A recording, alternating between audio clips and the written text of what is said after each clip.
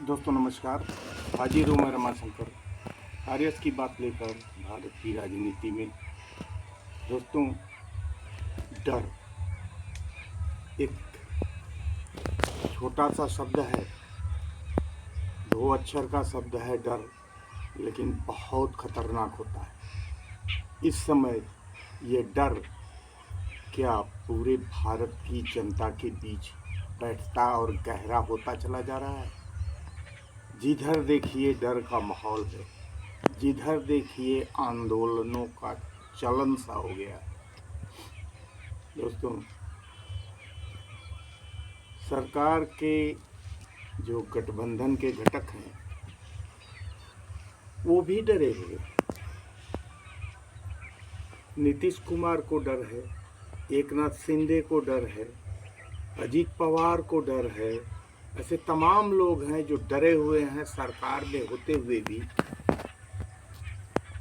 दोस्तों, इन्हें किस बात का डर है?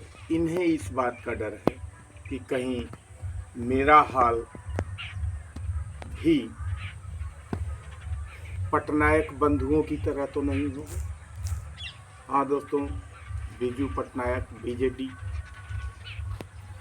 उसका हश्र क्या हुआ लोगों ने देखा। जिस के साथ गठबंधन हुआ, निश्चित रूप से ये पार्टी उसे निगलने के लिए तैयार बैठी रही और गठबंधन में लेने के बाद उसे कैसे निगलें, उसे कैसे कुचलें, ये सारी चीज़ें दोस्तों जनता डरी हुई है। हर जगह आंदोलन शुरू हो गया। बारकरवाड़ी महाराष्ट्र के सोलापुर में एक गांव है, छोटा सा।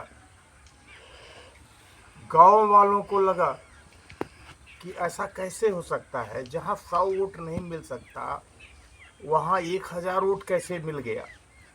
गांव के लोग तो एक दूसरे को जानते हैं, पहचानते हैं, समझते हैं, मानसिकता समझते हैं, सारी चीज़ें क्लियर रहती है। और जब यह अनहोनी हुई, रिजल्ट आया तो लोगों ने देखा, लोगों को समझ में नहीं आया कि ऐसा हो कैसे सकता है। दूसरी तरफ विपक्ष जो ईवीएम पर सवाल उठा रहा था और चुनाव आयोग को घेर रहा था, वह भी लोगों ने समझा कि कहीं ऐसा तो नहीं कि खेल हुआ है।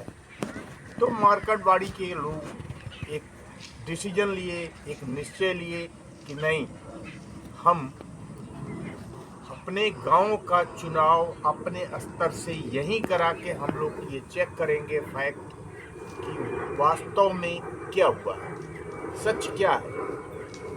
और जब उन्होंने चुनाव की तैयारी की और सारी व्यवस्था कर दी तो सरकारी आदेश आया और सरकारी जो पुलिसिया डंडा होता है वो चलने लगा और वहाँ धारा 144 लगा दी जाती है और वहाँ कर्फ्यू लगा दिया जाता है।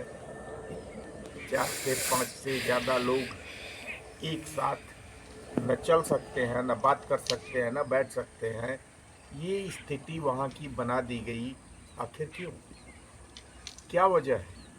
अगर वो जान भी लेते तो क्या फ़र्क पड़ता था? जब आप सही हैं तो कोई फ़र्क नहीं पड़ता। तो इससे भी लगता है कि निश्चित रूप से खेल तो कुछ है, इसलिए और बढ़ावा मिल रहा है, और बढ़ावा मिल रहा है इसलिए लोग लगे हुए हैं। नतीजा यहाँ तक पहुँचा कि महाराष्ट्र विधानसभा में चुनाव हुआ, रिजल्ट आया, सरकार भी बन गई, किसी तरह बनी। उसमें भी बड़ा उठापटक था शिंदे जी को लेकर, अजीत पवार जी को लेकर और फडणवीस जी को लेकर। लेकिन सरकार बनी, सरकार भी बन गई। सरकार के लोग शपथ भी ग्रहण कर लिए, लेकिन विपक्ष के लोग शपथ ग्रहण नहीं किए और उन्होंने कहा कि हम जनता के साथ हैं, ये जनता का जनादेश नहीं है, इसलिए हम जीत कर भी हम शपथ ग्रहण नहीं करेंगे। लेकिन फिर 2 दिन बाद उन्होंने एक निर्णय लिया कि नई शपथ अगर ग्रहण नहीं करेंगे, प्रतीकात्मक हमारा विरोध हो गया है, लेकिन अगर परमानेंट हम शपथ ग्रहण नहीं करेंगे तो निश्चित रूप से ये लोग मनमानी करेंगे और हमारे देश की जनता का शोषण होगा और हमारी देश की जनता के पक्ष से बोलने वाला कोई नहीं होगा। इसलिए शपथ ग्रहण करना ही होगा और शपथ ग्रहण के लिए तैयार हो गए। दोस्तों, यह भारत देश है।